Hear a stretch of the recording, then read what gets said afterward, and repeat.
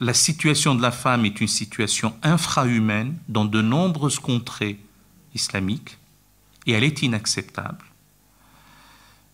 Prenez-la un peu comme, pardonnez-moi l'anglicisme, une sorte de teasing ou un teaser, peut-être qu'on y reviendra, sûrement on reviendra à cela, je ne sais plus quand, ça doit être le 16 décembre. Cette situation est inacceptable. Aussi étonnant que ça puisse l'être, dans l'écrit coranique, à supposer qu'il faille s'y enchaîner et tout, bon, il y a une égalité ontologique, mais elle n'est pas traduite dans l'égalité juridique.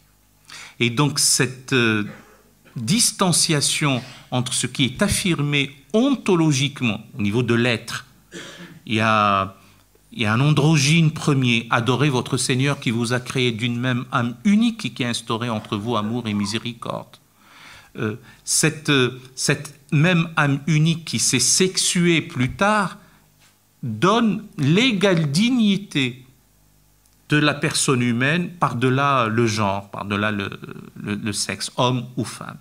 Hélas, ça ne s'est pas traduit dans les faits juridiquement. Parce que le droit qui donne la moitié au niveau de l'héritage à la femme, pour l'époque, était un progrès spectaculaire. Mais le fossiliser ou le fixer, ça devient inique de nos jours. Donc, voilà.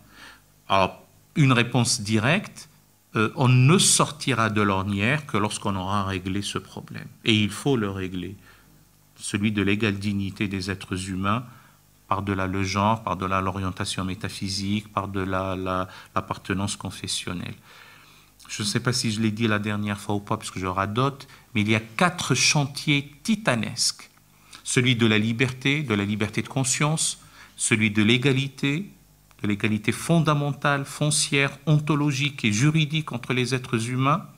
Là, ça s'arrête le triptyque républicain, puisque je ne vais pas parler de la fraternité, même si c'est important. Le 3e chantier, c'est celui de la désacralisation de la violence.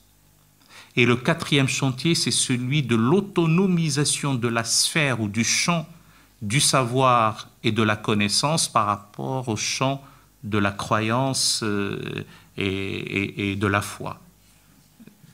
Si on gagne ces chantiers-là, qu'il faut entreprendre, on sortira de l'ornière.